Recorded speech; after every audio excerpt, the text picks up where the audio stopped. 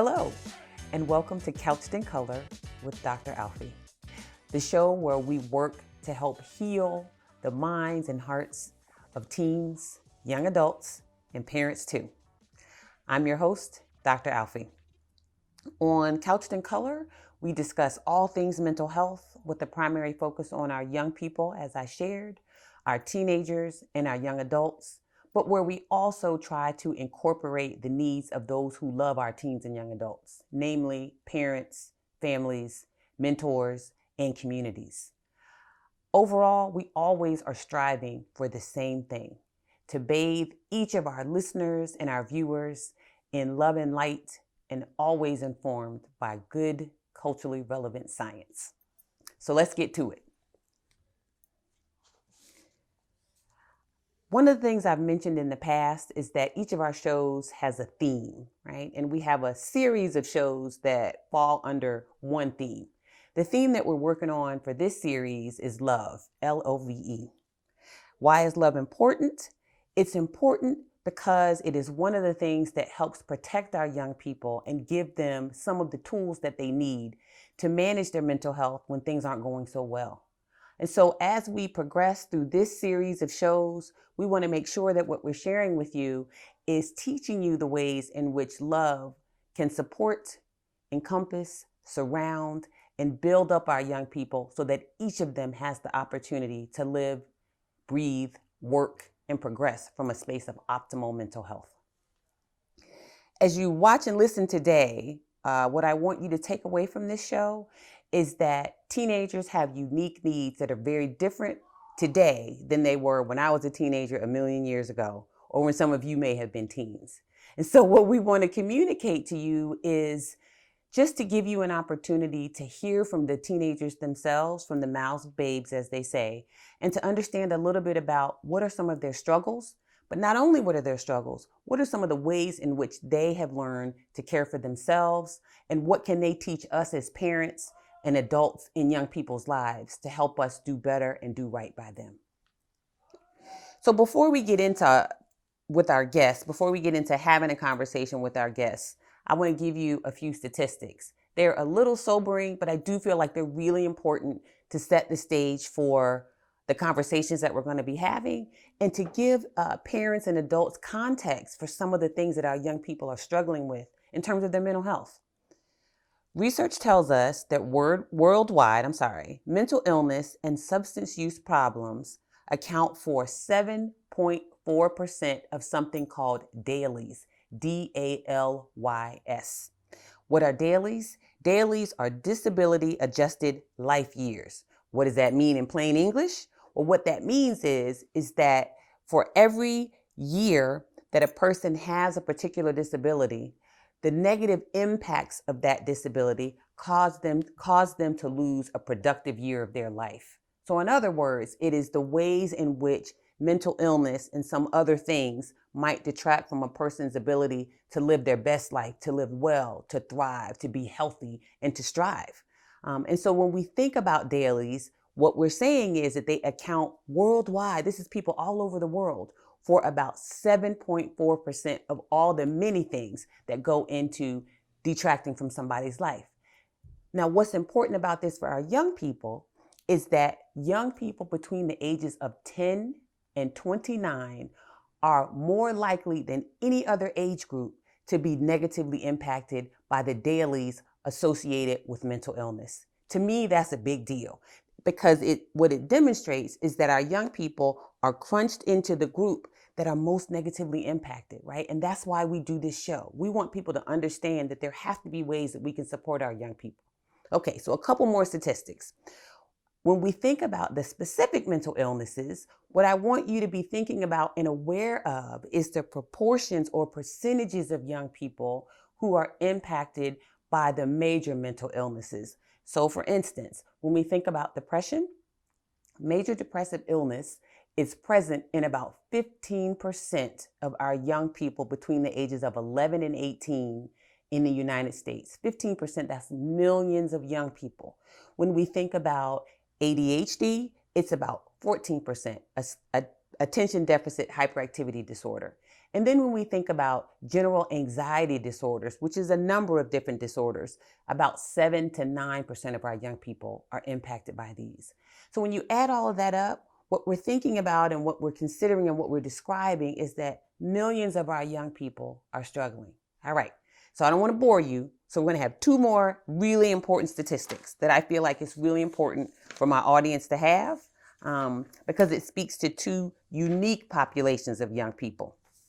All right, so when we think about our college age students, our college age young people, primarily undergraduate, statistics tell us that about 20 to 30% of these young people meet criteria for a mental illness. Well, how is that possible that we start with younger people having lower rates of mental illness and then progressing into higher numbers for college students? Well, it's two reasons. One is you have a more concentrated group of young people because not everybody goes to college.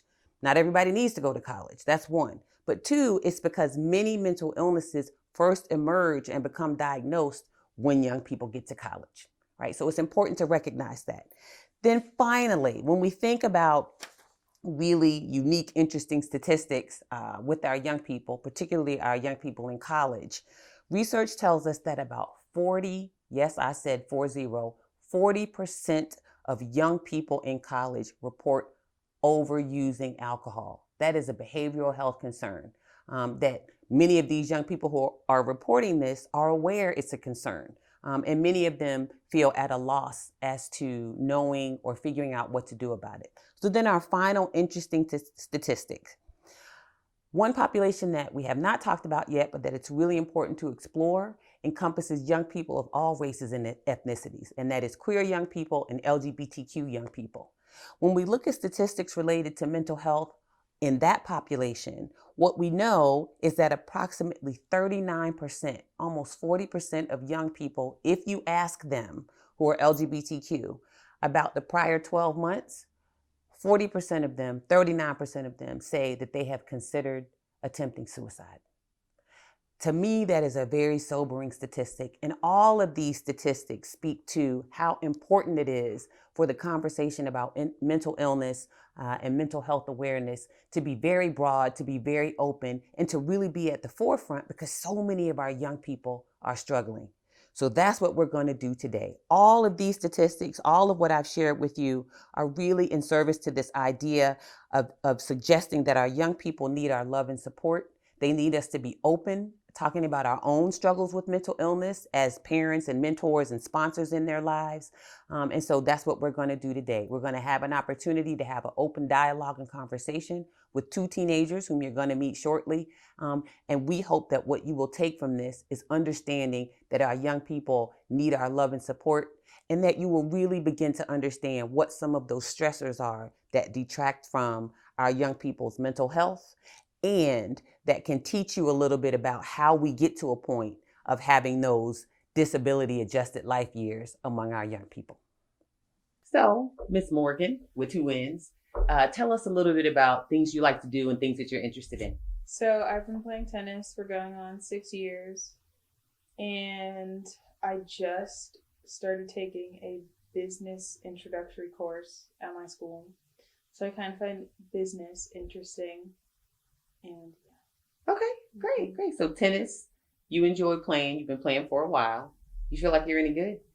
Yes. Okay, good. And one of the classes you like at school is business. Yes. All right. So you mentioned obviously school, because most 15-year-olds, that's a big part of their lives. They spend a good portion of their day at school. So I'm going to dive a little bit into what some of the experiences are of young people your age in this day and age as it relates to school. And so if you could tell me and our listeners and watchers, what would you say are the three biggest stressors, right? This is just your opinion. You tell us what you think facing young people today, your age. Social media. Okay. Work and homework. And then sports and whether or not. Well, I know at my last school, a lot of the kids, they had a problem with just sports, and it was either because their parents used to play at the school, or they were thinking about wanting to go pro, or not pro, but go into college, and they wanted to do really well, but there were certain things that they were doing that weren't going to allow them to do that. Mm-hmm. And then with school, I think it's just everyone worries about school, but some people have started to learn to care a lot less. Mm-hmm. But that results in them not doing as well, and then them relying on other people to do work for them. Mm-hmm. And then for just like social media in general, it's the whole thing about who follows me, how many do I have, how many people see my story in a day, Mm-hmm. what am I posting, are people liking it, and all that. Mm-hmm. Mm-hmm. So out of those three, what would you say in your experience between the extracurriculars, the schoolwork and homework, and the social media that you just described, how those impact young people?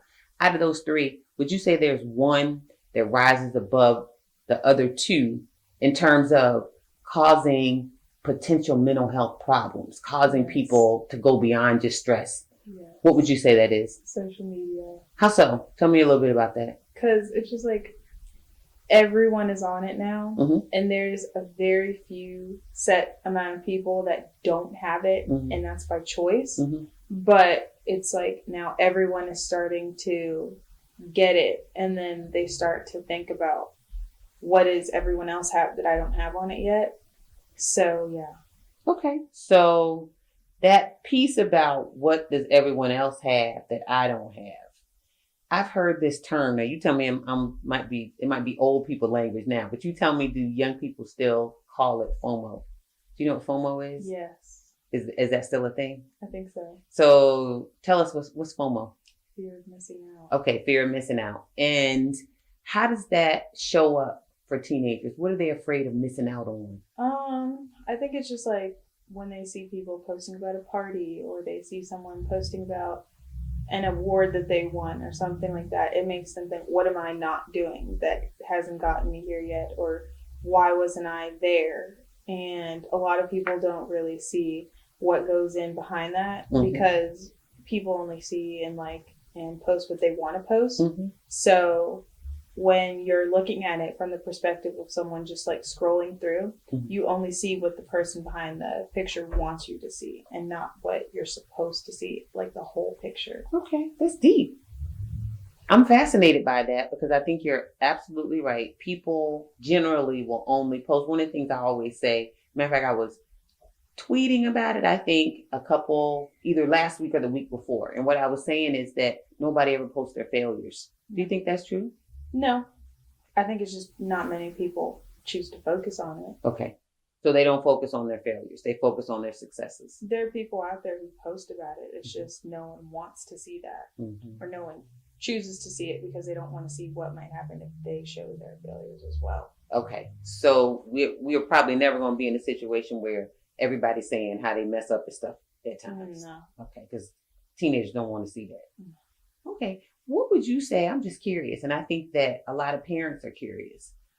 What is the attraction of social media? Why are young people, why do they seem, this is just an opinion, and maybe you correct me if I'm wrong.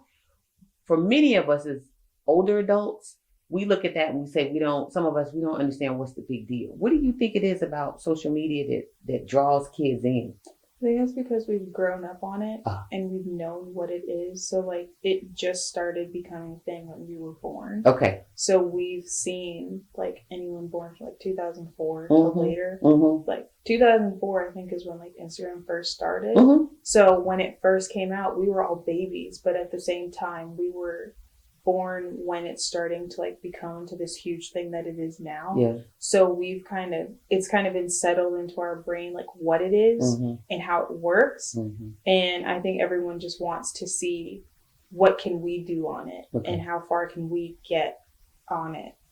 And yeah. Okay. All right. So I'm going to say thank you for educating me and the people who are engaging with our podcast to help them understand a little bit more about teenagers' perspective as it relates to this one issue of social media. And related to that is the focus of our show, which is mental health, particularly for teenagers. What would you say are the ways in which, because you talked about fear of missing out, that makes people do things and act in ways that they might not otherwise act because they're like so busy wanting to be a part of something, right? So they're going to post good stuff because they want other people to see them in a good light, for example. How would you say social media negatively impacts young people's mental health? In your own words, what do you think? I think it makes people anxious and it makes people stressed out. Mm-hmm. And I wouldn't say it like makes them depressed mm-hmm. at first, mm-hmm. but I think after seeing so many failed attempts, then people start to get depressed. Mm-hmm. But, yeah.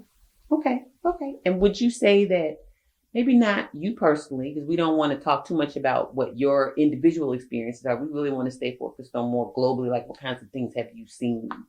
So when you think about, you said you're a 10th grader, 10th grade.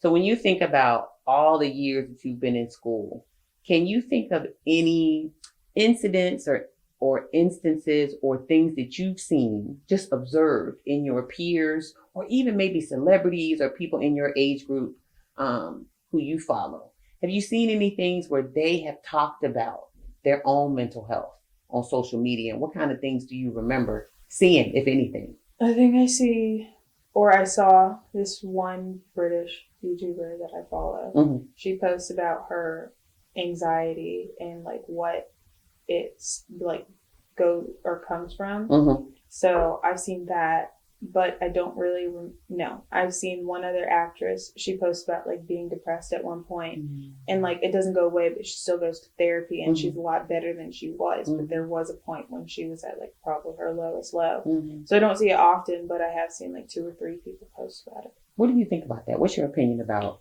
I think it's brave that they're willing enough to want people to know about it, because mm-hmm. I feel like there's so many people now who just feel like it's such a bad thing to talk about, and they don't want other people to see them like that because mm-hmm. they have this persona that they've created and they don't want anything ruining that. So yeah. Okay. So for some teenagers, what you're saying is it feels like for more teenagers than not, they don't want people to see when they're struggling or having a hard time. Is that fair? Mm-hmm. Why do you think that is? Why don't they want people to see that? I think because no one wants to seem like they're not okay. And I think it comes with, some people just have too much pride and they don't enjoy people's pity. Mm-hmm. And they think like by showing that they have mental illness or even talking about it, it's going to make people pity them and feel sorry for them. And that's not what they want. Okay. That's a fascinating concept because it's something that in my work, I study that. I hear people say it, particularly teenagers. And the groups of young people who I hear say it the most are the ones who I always say they kind of feel like the thumb on the hand. So these are the young people who may not be in the majority, whatever the majority is, in the environment that they're in. So for many kids, it's because they're children of color. For some kids, because of, they might be queer or LGBTQ. For some kids, it might be because of how much money their family makes, right? So any kid that feels like they don't fit sort of right in the middle of whatever the mold is in their environment, those are the kids who don't want people pitying them. Would you say in your observations, being a 10th grader, do you see that? Do you see kids who I might describe as marginalized, kids who are not in the majority? Do you see them as less likely to want to share with people that they might be struggling? Yes and no. What do you mean? Tell me. I think, yes, they don't want people to... I think they don't want people that much in their lives. Like, they're not ready or they are not willing to share that much information on their life because, like, it's my life. You don't need to know every single detail. Mm-hmm. But at the same time, just because they're not posting about it doesn't mean they're not talking about it. Got it. I think even with the kids who are in like the majority, mm-hmm. they're probably more likely to not talk about it mm-hmm. and not show it mm-hmm. than I think some of the kids in the minority. Okay. That's an interesting perspective. So we're going to shift gears one more time, just a little bit, and we're going to we've talked about some of the struggles that young people deal with and encounter. And I think one of the things you've educated me about is that for marginalized kids, sometimes, well, 2 things. One is just because they're not posting, that's good for the parents to hear. Just because it's not on the kids' social media doesn't mean they're not thinking about it, and it doesn't mean they're not having conversations. It's just not public or visible to us because they're not putting it in front of us. But there may be people that they're talking to. Yeah. So that brings me to this idea of, where do young people go when they are having difficulties? If they're not posting on social media, who are they talking to? Their friends. Okay. I think that's the only outlet they really feel like they have. But now I see constantly on like my Snapchat and my Instagram people posting about, oh, no one cares about me. Oh, I might as well leave this earth or something like that. And I'm kind of just like, there's really no reason for you to be saying that if you're not going to do anything about it. Okay. So your perspective is all of us want to try to help ourselves. Yes. What do you think a kid who's struggling, what do you think they should do? Where should they go? What's the first step, in your opinion? What should they try to do to help themselves? Take a break from social media. Oh, okay. So if Like, social media is a stressor, you stay away from it. Delete it or log out of it for a set amount of time to give yourself a break. Mm-hmm. But with that, I think even people are going to get anxious thinking they're missing something when they log out. Mm-hmm. So then they're going to be like, oh my God, I missed so-and-so's story, or I didn't post about so-and-so's birthday. There are other ways to talk about people's birthday. Okay. Or learn information. So, okay. All right. So you've given us a lot of thoughtful information, a lot of helpful information. For many parents, many adults in young people's lives, we don't often have the opportunity to sit and have candid conversations with teenagers. So the two things I want to touch on before we close out with you, are, one, you shared a little bit about you think that there are ways that young people can help themselves. Two, you shared a little bit about where they go. They go to their friends. One thing I would like, and let me say what both of the things are, and then you can respond to them. One thing I'd like to hear is, what kinds of things can young people do for themselves, right? Beyond going to talk to somebody, are there things that they can do to take care of themselves, number one? And then two, do you have a favorite thing that you personally like to do to take care of yourself and keep your mental health good and intact and yeah, keep yourself feeling good? I think for themselves, they can either find something that they enjoy doing without having to post about it or anything like that. Okay. And then for me, I just enjoy like having structure and planning things. Okay. So like with my planner, I like to go through it, make sure I know what's going on. So like I'll plan things. Okay. Or make sure I have work done ahead of time so I'm not worrying about it. Or I like to use tennis as an outlet as well. Okay. So kids need an outlet is basically what you're saying. And one outlet might be having things organized and planning so that you have less stuff to worry about.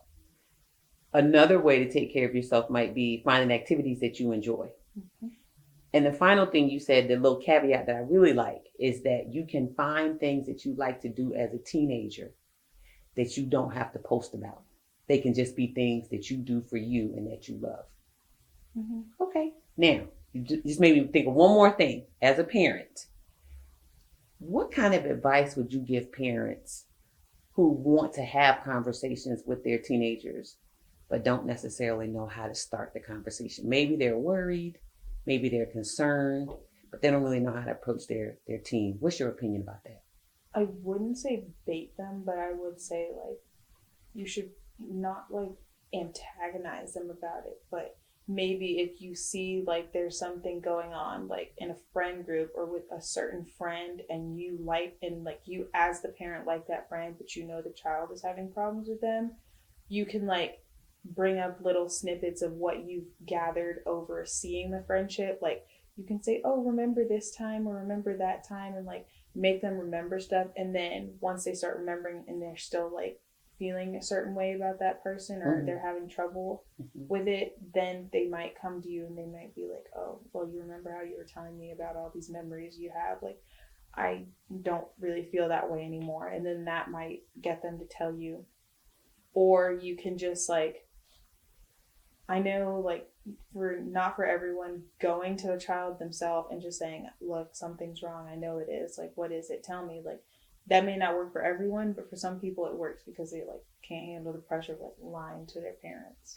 So basically the big wisdom is we as parents have to be able to communicate with our young people, Mm-hmm. with our and children. it's not just like being straightforward and direct. You have to find like loopholes to help you. Okay, so you got to find a way in. Mm-hmm. All right, which means you have to pay attention. Yes. So as a parent, I need to be paying attention to what's going on with my children, even if I'm not in conversation with them as much as I might like to be. Because if I pay attention, that'll give me ideas about what's going on in their lives that I can check in about. And maybe if I'm checking in, I'm demonstrating that I'm engaged and paying attention, but not nagging. Mm-hmm. And that then leaves just enough of an opening for the parent to be able to circle back around and come to me and talk to me. Mm-hmm. Oh, I love that. Thank you so much, Morgan. So as we finish up with you, we're going to have another guest on just after you. One of the things I like to do with my guests is these awesome affirmator cards. I'm like really in love with these things. And what I would like to ask you to do is to pick an affirmator card, read it out loud, whatever you pick whatever you would like. Well, just pick one and read it out loud and then reflect on it. Tell me your thoughts.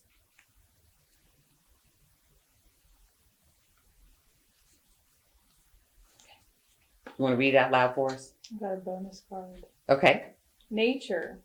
It's time to unleash your inner hippie and step outside of that man-made box.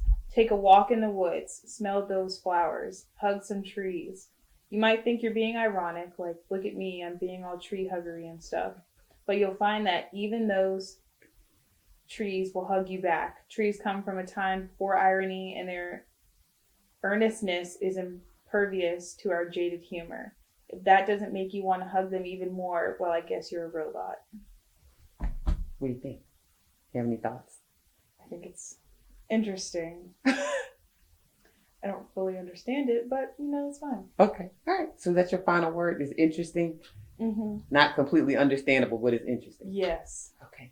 All right. Well, Miss Morgan with 2 N's, thank you so much for being my guest. It was a pleasure to have you. And I wish you success in the rest of your school year and with your tennis and everything you have going on. Thank you so much. Thank you.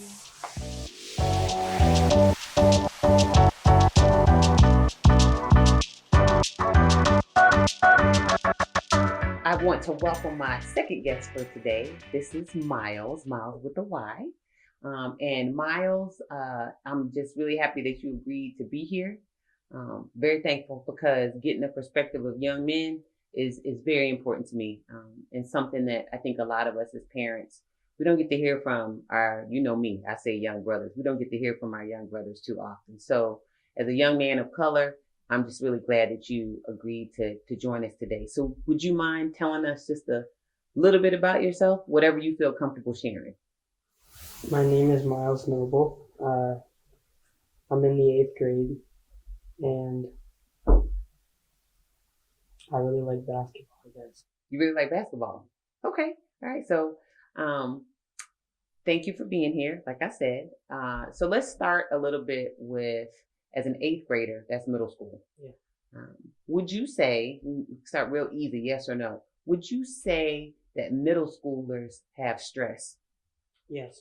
What kind of things do you see? Maybe not your own personal stresses, but when you look around school, what kind of things do you see middle schoolers being stressed about?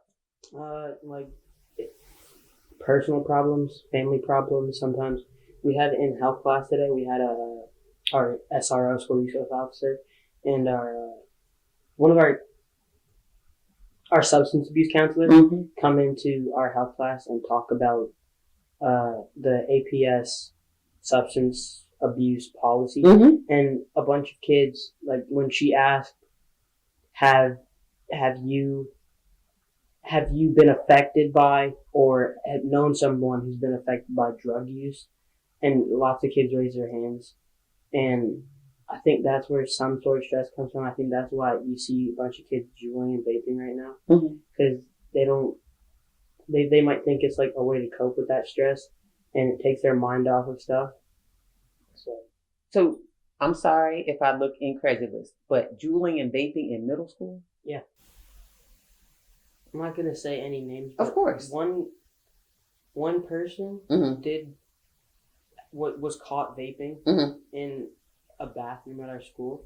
And they went to the second chance program, and I'm not sure if it actually worked because they they're not at Mhm. they're not at the school anymore. Mm-hmm. They went to some other school. Mm-hmm. Mm-hmm. So that it sounds like they had to go to an alternative type of program to get the help that they need. Yeah, Okay. in Arlington there's second chance, but in Fairfax Mhm. there's pretty much it's you mess up once with substances, Mm-hmm. you change schools, Mm-hmm. then after that I think if you mess up again, Mhm. you learn from a computer. Oh, really? They send you to homeschool? Yeah, Oh, wow. So not online, necessarily homeschool, but online school. online education. Okay. Yeah, in middle school. Okay. Okay. What do you think about that? Just the idea that you get two chances, and if you mess up twice, you're gone. What do you think about? How do you think that impacts kids your age? You go one of two ways. One, if the person has ever been like exposed to drugs, like they're they're genetically Predisposed? yeah Yeah. predisposed to Yeah. drugs. Like maybe you had a grandfather, Mhm. grandmother who was a Mhm. drug addict, Mm-hmm. or dad or mom or dad who was an alcoholic. Mm-hmm. I think that can really take a toll on a kid Mhm. because then they feel like since this is what my parents have been doing, if it's okay for them to do it, why don't I try? And we also figured out this one guy who had we don't actually know who this person is, but Mhm. our substance abuse counselor came in and told us this one guy whose both of his parents were alcoholics took one sip of beer and was just addicted to, like, he just could not stop drinking beer.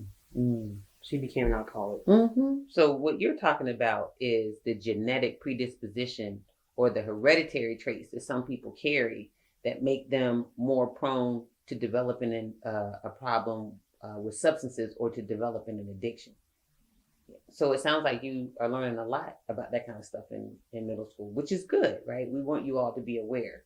Okay, so we talked a little bit about that's a stressor for young people. And then for some young people, that's a way that they cope, as you said, right? So the smoking and the vaping and the juuling is a way maybe that they think they're relieving stress.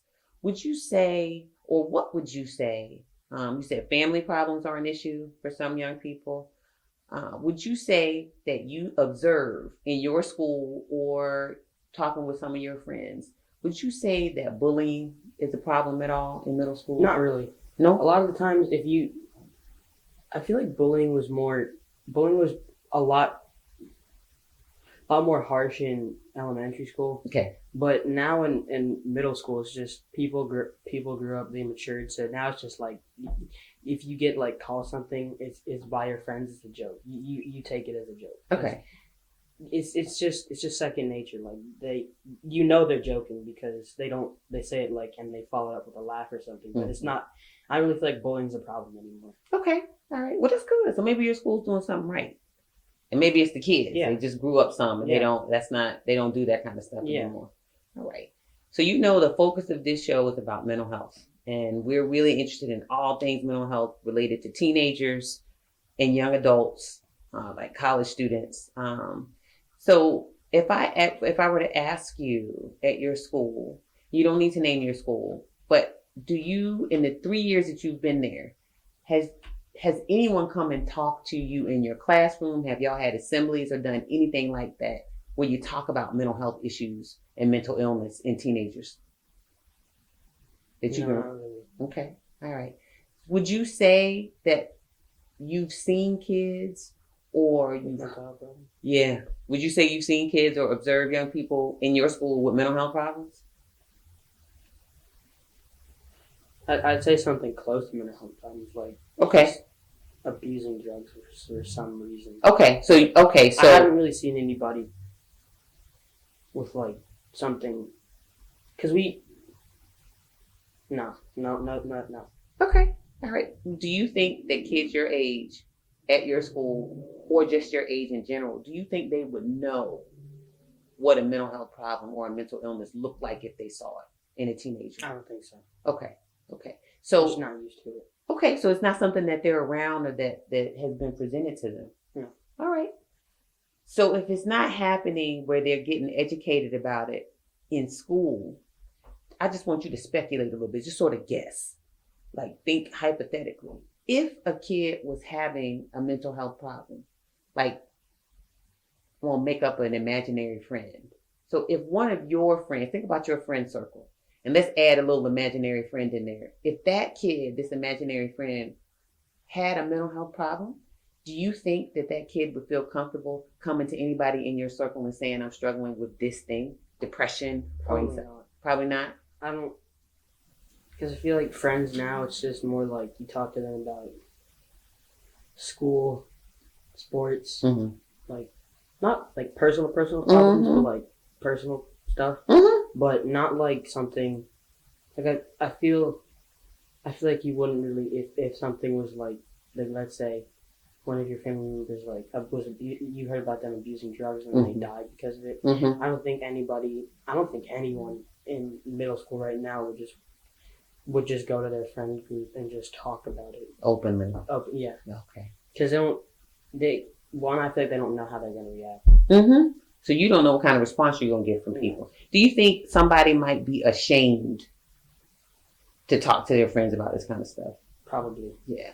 Would you say that it's different for girls, if you had to guess? That's what I was gonna say. That I feel like, not to be sexist or anything, but I definitely feel like girls are more open about their feelings with their friends instead of like guys, because I feel like it's just a stereotype that guys are more like to themselves and they won't like.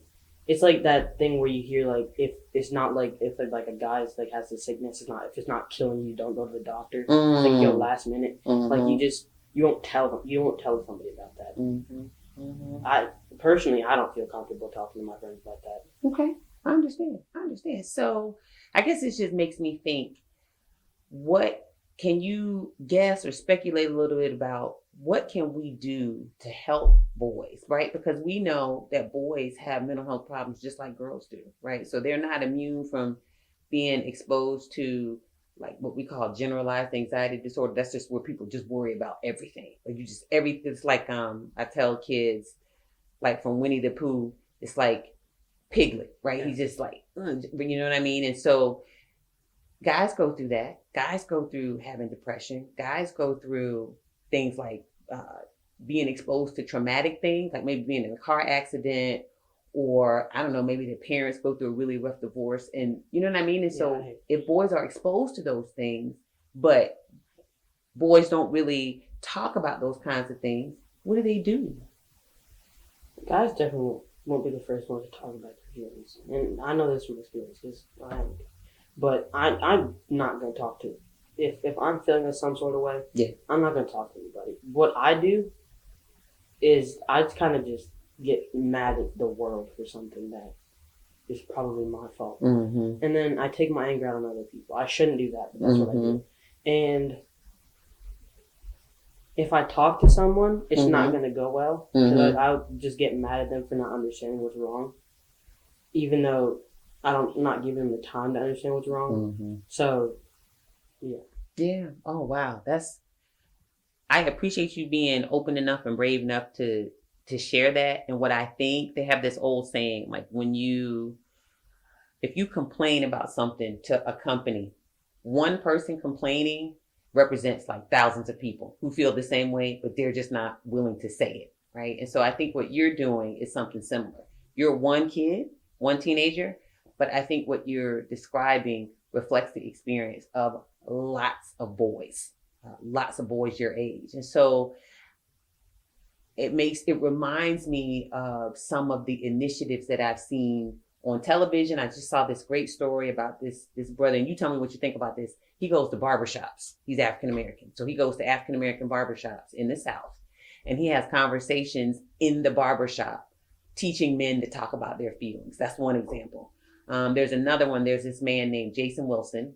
He's in the Detroit area, and he wrote a book about, I think it's called Men Don't Cry or something like that. I can't remember what it is. And Mr. Wilson's book is about helping men understand that it's okay to cry, Black men in particular.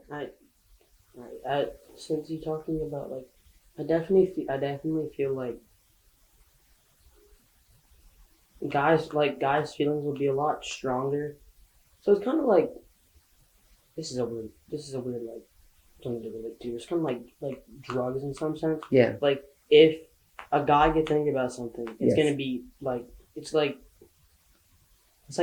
doing drugs. It's Yeah. like you take it like really quick, you get angry for a second, Mm-hmm. and then it just goes away. Like Mhm. that's how like, because I've been arguing with my friends before. Mm-hmm. I'll get mad at them for like 5 minutes and then it'll just be okay. Mm-hmm. But then I feel like with girls, it takes a lot longer for those feelings like to dissipate. Mm-hmm. You know?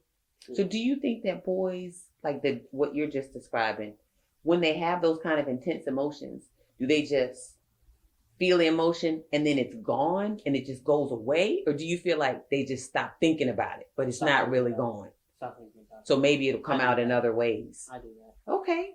1 or 2 more questions. One of the things I wanted to ask you is for boys, right? You shared that boys don't always want to communicate with their words, right? And sometimes they just like put that stuff away, put it on the shelf, and like just don't think about it. Time, Yeah. she says not words. A lot of times it's actions. Okay. It's like the way they feel towards you at a certain time, the way they react to you at a certain time. Sometimes, never mind. Okay. All right. But definitely like a way you could let them know that you're there for them. Yeah. Is just kind of like check in. Okay. Just like kind of like a guidance counselor. Just like be there for them when they need it. Okay. Just don't force anything. That's Okay. what you need to know how to do. Okay. Just don't force anything. Okay. Because if you force something, they're going to give you backlash. And that's not what you want. You want them to come out all at once and then just tell you what's wrong. And sometimes the best thing you can do is not try and understand it, because if you try and understand it, you're gonna just provoke them more, and that's happened with me and you. Mm-hmm. But just listen. Okay. Like just don't do anything. Just sit there and listen. That's sometimes that's all they need. Okay. They just need someone to talk to, and then that the person they're talking to, they know will listen. Okay. So that's really sound advice that I take to heart. And I know parents will really appreciate, because I think sometimes parents just feel lost. They don't know how to engage kids. Yeah, that's I think that's one of the problems now. Is just I feel like when you all were growing up, yeah, it's kind of it's just a lot more harsh now. And then I feel like sometimes that rubs off on the kids. And in certain situations, that's how they act towards their kids, the way their parents acted towards them. Mm-hmm. And there's nothing wrong with that, because that was just the way you were raised, and that's just, you take part after that. But, just, I guess you can't really because that's just instinct, but try in certain situations, try not to put yourself in their shoes. Mm-hmm. Just like if you were that person, mm-hmm. and you had something going on, you wouldn't want someone to try and understand what you're going through. You just need someone to listen to what you have to say. Because it's like being heard and being listened to. Mm-hmm. And if you're trying to understand them, that's being heard. Like your voice, because then you're trying to counteract what they're saying. Mm-hmm. But being listened to, that's just what matters. They just need someone. So what you're saying is parents need to learn how to approach the kid, check in, and then back away if the kid's not ready to talk. And then when the kid is ready to talk, particularly it sounds like for boys, that teenager may come to you and say, okay, I just need to talk to you. And at that moment, it's funny because I was writing something about that today for social media. I was planning my social media posts because I have to limit how much I use social media, but it's important, but I want to limit it. So I write them ahead of time. And that's what I was saying. I was saying, if a kid comes to you, it's so interesting that you bring this up. The most important thing you can do is put down everything, take that phone, get the phone out of the way, put it down, and just listen. And it's active listening, right? So one of the things I'm big on is it's not enough to just sit there and stare at the person. I don't think anybody wants that. You're sort of nodding your head. You're saying, I understand, or I hear you. Because sometimes people don't want to hear I understand because they may feel like, no, you don't really understand. Yeah. But you can say, I hear what you're saying. Yeah, you can just say that. I hear. If you say you understand, that means oh yeah, you're just saying that just so that I'm not prolonging. So this has all been super helpful. So the two things I want to close with, the first thing I want to ask you is, if a teenager, a boy in particular, you're an African-American boy, I feel like that's important for us to hear from our young men of color, is going through something, right? They're stressed out. They just, I don't know, they're struggling with something emotionally, or psychologically. Can you give us any advice on what you think might be helpful for that young person to do to take care of him or herself in that kind of situation? So they're stressed out, or they're having some kind of issues that they don't really know how to figure out. They're not quite ready to talk to the adults in their lives. What's an example of something they can do to take care of themselves? I'd rather hang out with friends or just go and do something I really like. Okay. By myself. Okay. Like, maybe if I were older, like let's say I had a car, yeah, I might just go fishing. Like I might just like go out, go to like any lake and sit on the water by myself and just think. Okay. All right. So maybe they can go get in nature, or something more global. They can find something that they like to do and go Anything. do that thing. Yeah. Anything they like to do. Yeah. And go for like do that. 1 or 2 hours just by themselves. Okay. Okay. All right. Because then they'll take their mind off of the thing and make them more, that'll make them more willing to talk to somebody and a lot happier about talking to somebody. Okay. I love it. Well, Miles with a Y, thank you so much. Before I let you go, I want to do one thing, a little affirmators card here. So I'm going to hold these up to you, and then I want to ask you to pick one, read it, and then just reflect on it. Some of these we're not going to use. Hold on. Okay.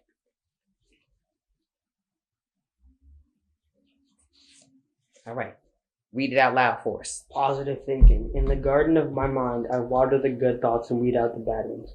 I throw in forgiveness and empathy seeds by the handful if I want. And I take a lawnmower to that jealousy and resentment patch. I'm a pretty... Oh. It's up to you. Pretty badass mind gardener. Okay. You got any thoughts on that? No. That's just no. Okay. All right. Well, thank you so much, Miles, for indulging me and for giving us all those insights. You seem very presidential sitting over there. I love it. I've known you a long time, and I've been telling you that since you were little bitty, Miss President. And I just really appreciate your time. Thank you so much. There you have it. Straight from their mouths to your ears, the mouths of our young people. Today's teens, from what I saw and what I heard, are dealing with a lot of issues, but I will say that I'm very encouraged because also what I heard was that young people have a few ideas about what they need to feel loved, supported, and cared for, and to help them not necessarily overcome, but to grow through and understand how to manage their mental health and take care of themselves if there's something going on, something stressing them out, or they're having some kinds of issues that maybe they don't want to talk to us as adults about. They know that there are other outlets they can use, there are other outlets that they have to take care of themselves. So I am super encouraged by that, though I'm saddened that there are issues that any of our young people have to go through. So what I want to say in closing along those lines is that if you, as a teenager or an adult who loves a teen and cares for a teen, or has a special young person in your life whom you value deeply, if you see that either you yourself as a teenager might be struggling with some things that you need help for, or if you as a parent or an adult in a young person's life see that they need help, I think one of the most important things you can do is this. Stop what you're doing in the moment, take a deep breath. And for you teenagers, I want you to think about the one adult in your life. It doesn't matter who it is, as long as it's a safe adult and someone you trust. I want you to think about who that one person is who's an adult in your life. And I want you to reach out to that person and ask them to just listen to you. You heard my guest talk about how important it is for adults to sometimes just listen. Don't press, just to listen. And so for you teens, I want you to think about who that person might be. And then I want you to reach out to that person. For you adults, we have to find out the best way to be that person, the trusted person, the loving person that our young people can come to. And so I'm going to teach you a real quick trick. If a teenager comes to you and says that they want to talk, what I want you to do is stop what you're doing in that moment, put your cell phone down, put your smartphone down, close your laptop, One of my tricks is to put my hands in my lap so that I'm not tempted to mess with anything. Whatever you need to do for you to keep your hands still so that you can focus all of your attention on that teenager. The 5, 10, or 15 minutes that you give that teen may be the most important 5, 10, or 15 minutes of that young person's life. So that's what I want to encourage you to do. All right, so in closing, what I want to say to you is that we hope that you enjoyed this episode. We hope that you learned something. I certainly did from these wonderful 2 teenagers we had with us. And what I want you to do is do us a favor and drop a note in the comments. We want you to follow us on our website, subscribe to our YouTube channel, and look us up wherever it is that you go to get your podcast fix. The final thing I'll say is this. Please follow our podcast on Instagram and Twitter at the handle Couched in Color, all one word.